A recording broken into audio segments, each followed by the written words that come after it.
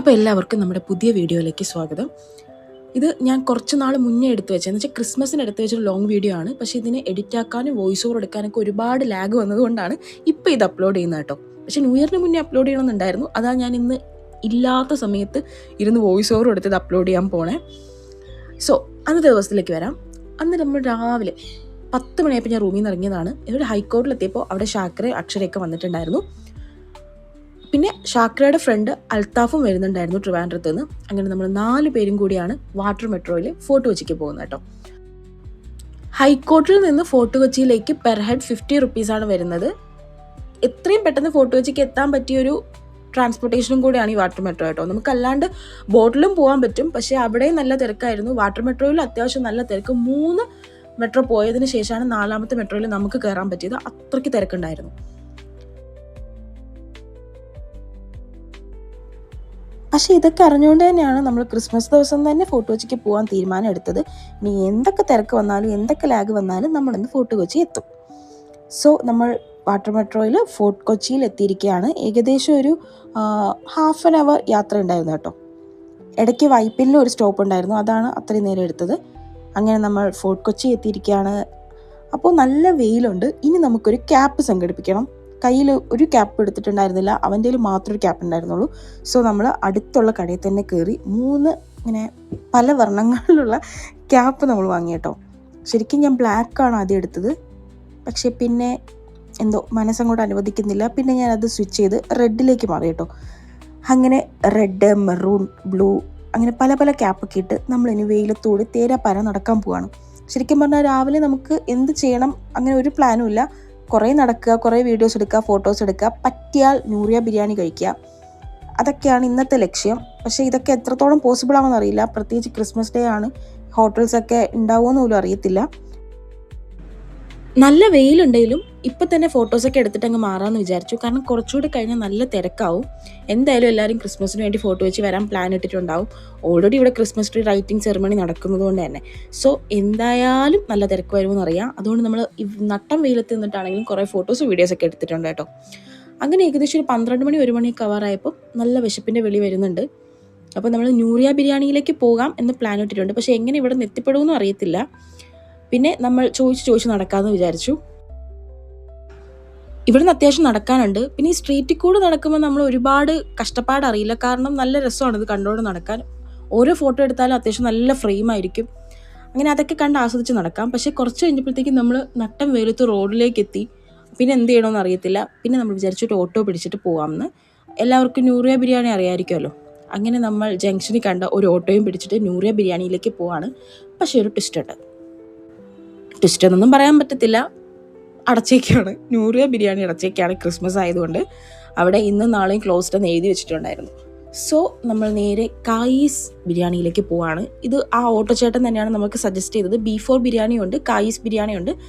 ഇവിടെ എവിടെയെങ്കിലും കയറിക്കോളാൻ. അവിടെയും നല്ല തിരക്കായിരുന്നു കേട്ടോ. പിന്നെ എങ്ങനെയൊക്കെയോ നിന്ന് ഏകദേശം ഒരു അരമണിക്കൂർ നിന്നപ്പോഴത്തേക്കും നമുക്ക് ഫുഡ് നിൽക്കുകയാണ്. നമ്മൾ ചിക്കൻ ബിരിയാണി പറഞ്ഞു. ബീഫ് ബിരിയാണി കഴിക്കാനായിരുന്നു എൻ്റെ ഏറ്റവും വലിയ ആഗ്രഹം. പക്ഷേ എല്ലാം കഴിഞ്ഞു പോയി. അവസാനം ചിക്കൻ ബിരിയാണി മാത്രം ഉണ്ടായിരുന്ന.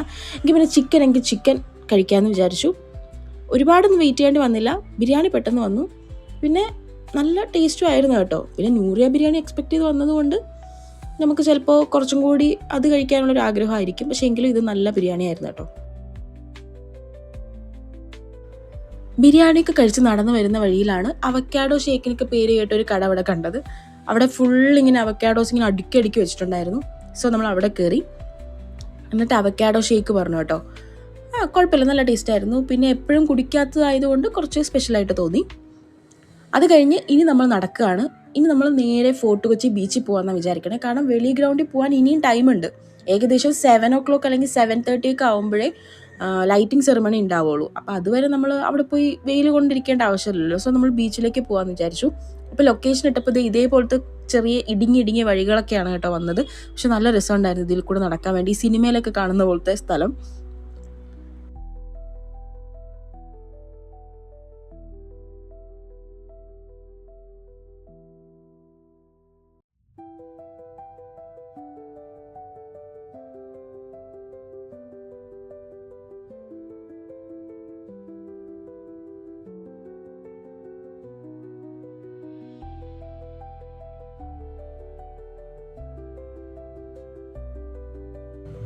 അങ്ങനെ നടന്ന് നടന്ന് നമ്മൾ പീറ്റർസെല്ലി സ്ട്രീറ്റ് എന്ന് പറയുന്ന ഒരു സ്ട്രീറ്റിലേക്ക് എത്തി. അവിടെ ഇതേപോലെ കുറേ നല്ല ഫോട്ടോ എടുക്കാൻ പറ്റിയ കുറേ ബിൽഡിങ്സ് ഒക്കെ ഉണ്ട്. അപ്പോൾ അവിടെ ഓരോ സ്ഥലത്തു നിന്ന് ഓരോ ആൾക്കാർ ഫോട്ടോ എടുത്തുകൊണ്ടിരിക്കുക. പിന്നെ നമ്മളും കുറേ ഫോട്ടോസൊക്കെ എടുത്തു.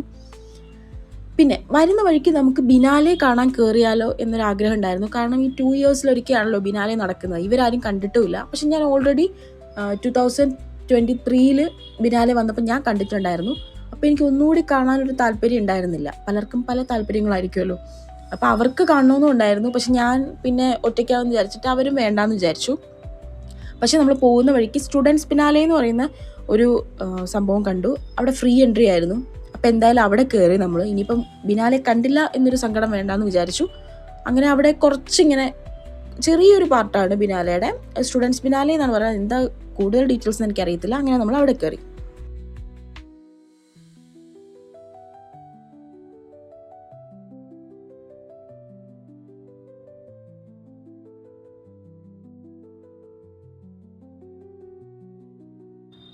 അവിടെ കാണാനൊക്കെ ഒരുപാട് കാര്യങ്ങളുണ്ട്. പക്ഷെ ഇത് മനസ്സിലാക്കിയെടുക്കുക എന്നുള്ള കാര്യം കുറച്ച് ടഫാണ്.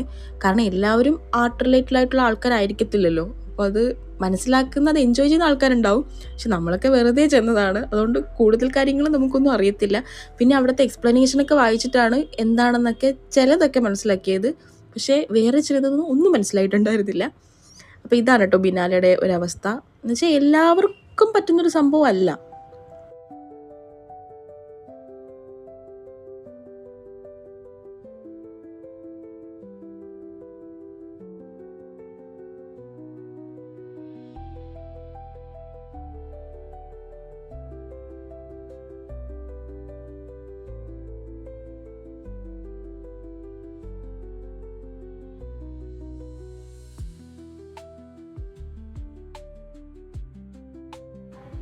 അങ്ങനെ ബിനാലിലേക്ക് കണ്ടു കഴിഞ്ഞ് ഇറങ്ങി നമ്മളിനി ഫോട്ടോ വെച്ച് ബീച്ചിലേക്ക് പോവാണ്. ഇനി കുറച്ച് നേരം അവിടെ പോയൊന്ന് ഇരിക്കണം. കാരണം രാവിലെ തൊട്ടേ നടക്കുകയാണല്ലോ. കുറച്ച് നേരം ഒന്ന് ഇരുന്ന് റെസ്റ്റൊക്കെ എടുത്തിട്ട് നമുക്ക് വെളി ഗ്രൗണ്ടിലേക്ക് പോവാം. ഇതാണ് ഇനിയുള്ള പ്ലാൻ. അപ്പോൾ നമ്മൾ ഇടയ്ക്കൊന്ന് ലൈം സോഡയൊക്കെ കുടിച്ചായിരുന്നു. കാരണം അത്യാവശ്യം നല്ല ടയേർഡായിട്ടുണ്ട്. ഇനി രാത്രി വരെ നമുക്കിവിടെ നിൽക്കണം. രാത്രി ഇനി എങ്ങനെ തിരിച്ചെത്തിപ്പെടും എന്നുള്ള കാര്യത്തിലൊന്നും ഒരു വ്യക്തത ഇതുവരെ ഇല്ല. പക്ഷെ എങ്കിലും നമ്മൾ രണ്ടും കൽപ്പിച്ചാണ്. എന്തായാലും ലൈറ്റ് കണ്ടിട്ടേ പോകുന്നുള്ളൂ. ബീച്ച് എത്തിയപ്പോൾ ഒരു കാര്യം മനസ്സിലായി. എല്ലാവരുടെയും തോട്ട് പ്രോസസ്സ് സെയിം ആണ്. കാരണം എല്ലാവരും നമ്മളെപ്പോലെ രാവിലെ എത്തിയിരിക്കുകയാണ് വൈകിട്ടുള്ള പരിപാടിക്ക്. കാരണം നല്ല ബ്ലോക്ക് ആവും എന്നറിയാം. പിന്നെ എത്തിപ്പെടാൻ പറ്റില്ല എന്നും അറിയാമായിരിക്കും. അതുകൊണ്ട് എല്ലാവരും രാവിലെ എത്തിയിരിക്കുകയാണ് കേട്ടോ. ഫോർട്ട് കൊച്ചി ബീച്ച് ഫുൾ ആൾക്കാരായിരുന്നു. നമുക്കൊന്ന് ഇരിക്കാനൊരു സ്ഥലം നോക്കിയിട്ട് അത് കിട്ടുന്നുണ്ടായിരുന്നില്ല. പിന്നെ കുറേ നടന്നിട്ടാണ് എവിടെയോ കുറച്ച് സ്ഥലം കിട്ടി നമ്മൾ അവിടെ പോയി ഇരുന്നത്. അത് കഴിഞ്ഞൊന്ന് ചായ കുടിക്കാൻ വേണ്ടി ഫുൾ തെണ്ടിത്തിരിഞ്ഞ് നടന്നിട്ട് ഒരു സ്ഥലം പോലും ഉണ്ടായിരുന്നില്ല. എല്ലായിടവും തിരക്കാം. അങ്ങനെ ആകെ മൊത്തം വയ്യാണ്ടായി. തലവേദനയും തുടങ്ങി. സൺസെറ്റും ആയിട്ടുണ്ട്. അപ്പോൾ നമ്മൾ വിചാരിച്ചു ഇനിയിപ്പോൾ പതിയെ നമുക്ക് വെളി ഗ്രൗണ്ടിലേക്ക് നടക്കാം. നടക്കുന്ന വഴിയിൽ നമ്മൾ വല്ല ചായക്കടയും കാണുകയാണെങ്കിൽ അവിടെ നിന്ന് ചായ കുടിക്കാം. ഇല്ലെങ്കിൽ ഇനി ചായ കുടിക്കണ്ട എന്ന് വിചാരിച്ച് നമ്മൾ നടക്കാൻ പോവാണ് കേട്ടോ. കാരണം ഇപ്പോഴേ നടന്നാലേ നമ്മൾ പതിയെ നടന്ന് ഗ്രൗണ്ടിൽ എത്തത്തുള്ളൂ. അങ്ങനെ അവസാനം നമ്മൾ നടന്ന് വെളി ഗ്രൗണ്ടിൻ്റെ ഫ്രണ്ടിൽ എത്തിയിരിക്കുകയാണ്. അവിടെ എത്തിയപ്പോൾ ഏകദേശം മനസ്സിലായി നമ്മുടെ ഫുൾ എറണാകുളം അവിടെ തന്നെയുണ്ട്. ഇനി തിരിച്ചു പോണ അവസ്ഥ എന്തായിരിക്കുമെന്ന് ഇത് കണ്ടപ്പോൾ തന്നെ ചെറുതായിട്ട് പേടി വന്ന് തുടങ്ങിയിട്ടുണ്ട് കേട്ടോ. ഇനി ആ മരം കാണുന്നില്ലേ, അതാണ് നമ്മുടെ ഇന്നത്തെ താരം. അതിലാണ് ഇന്ന് ലൈറ്റ് കത്താൻ പോകുന്നത്.